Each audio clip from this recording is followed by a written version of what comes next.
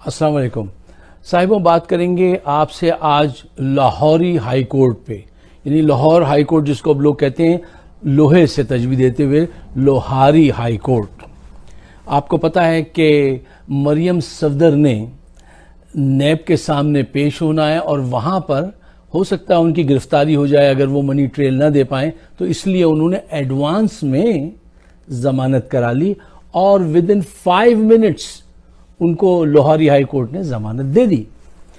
इससे पहले कि जरा इस तफसील में उतरें, कुछ और हकायक आपके सामने रखना चाहता हूं। इसी लाहौर हाई कोर्ट ने एक पान वाले को, जिसको 5 दिन की कैद हुई थी, 5 दिन की, उसको 6 साल के बाद रिहाई दी थी।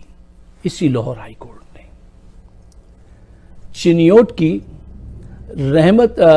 की रानी नाम की एक खातून को आज से 20 साल पहले कत्ल के झूठे मुकदमे में इन्वॉल्व किया गया और फिर उसके पास 400 रुपए जमानत के न थे, उसने 20 साल की कैद काटी। 20 साल के बाद उसको जब रिहा किया गया और कहा तुम्हें बाइज्जत रिहा किया जाता है, तो वो रोते रोते हिचकियों में बोली, साहब ये कहते हैं बाइज्जत बरी किया, ये क्या होता है? इन्होंने मेरा खानदान, मेरी जिंदगी, मेरा सब कुछ बर्बाद कर दिया। मैं चीखती थी, रोती थी, इनको बताती थी कि मैं कातिल नहीं हूं, लेकिन इन्होंने मेरी नहीं सुनी।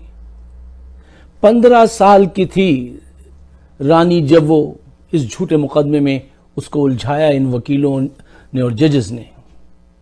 जब वो बाहर आई है तो 35 साल की है और उसको ये याद नहीं, वो पूछती है अब मैं इस माशरे में कैसे रहूं, मैं कहां जाऊं। उसके दुख को कोई समझ सकता है? ये समझने की कोशिश करेगा? ये लाहौर हाई कोर्ट ये इंसाफ देता है ऐसे लोगों को जिनके पास सिर्फ पावर, उनको इंसाफ देता है। इसी लाहौर हाई कोर्ट में एक जज के बेटे ने अपनी गर्लफ्रेंड को शादी का प्रपोजल दिया और उसने मना कर दिया। मना करने के बाद उसने चाकू से उस लड़की पे 30 हमले किए, लहू लुहान किया, उसको जान से मार दिया और फिर वो बाइज्जत बरी हुआ इसलिए कि वो एक जज का बेटा था। इन अदालतों से, जिनको कहते हैं ना बिचेस ऑफ द रिचेस, किसको इंसाफ मिलेगा? कौन यहां जाता है इंसाफ ढूंढने? क्या अच्छा शेर है कि इंसाफ ढूंढने आए हो अदालती ऐवानों में। ये कोठा है, यहां इंसाफ नहीं रुसवाई रहती है, ना इंसाफी रहती है। आप जरा देखिए कि एक औरत को 20 साल तक जेल में रखा और एक औरत को 5 मिनट में जमानत दी है और उसके बाप को, जनाब कन्विक्टेड आदमी, सिर्फ 50 रुपए के स्टैंप पेपर पे 50 रुपए और एक शख्सी जमानत पर उसको 8 वीक के लिए लंदन भेजा गया कि वो इलाज करा के आए। और वो शख्सी जमानत देने वाला शख्स शहबाज शरीफ मौजूद है। क्या आज तक अदालत ने उसको एक नोटिस भी भेजा है कि भाई तुमने तो जमानत दी थी इस आदमी की और ये आदमी कहां है? एक नोटिस नहीं भेजा इन्होंने आज तक उसको।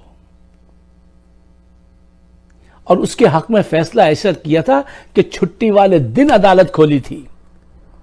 और इसी अदालत ने क्या किया, जब लाहौर में डायरेक्ट फायरिंग करके जब 14 लोगों को मारा गया था, तो एक मासूम बच्ची चीफ जस्टिस से मिलने गई तो चीफ जस्टिस ने कहा कि आज वक्त नहीं है, जाओ फिर आना।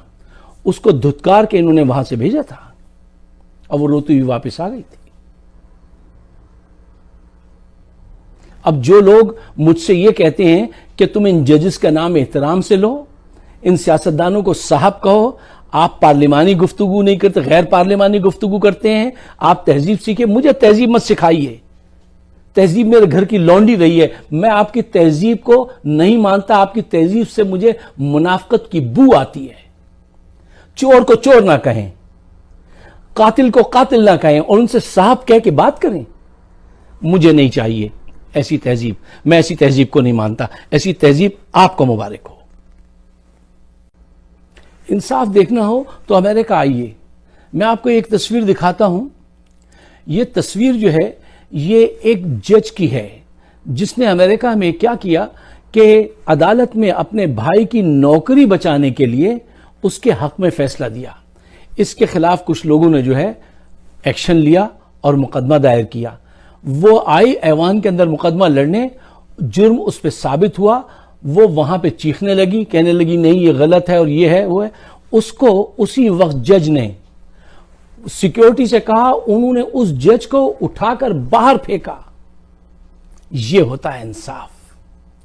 ये तवक्को कर सकते हैं आप पाकिस्तान में कि कोई किसी जज के साथ ऐसा होगा?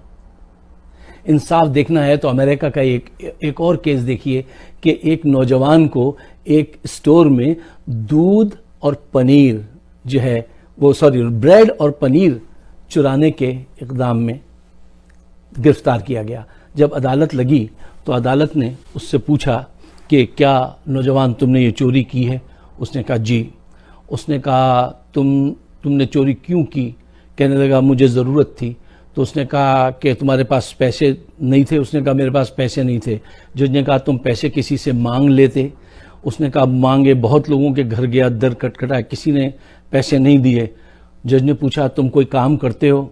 उसने कहा हाँ मैं कार वॉश में काम करता था और जिस दिन मैंने छुट्टी की तो मेरी माँ की तबीयत ख़राब थी, उस दिन कार वॉश वालों ने मुझे निकाल दिया, मैंने छुट्टी कर ली थी।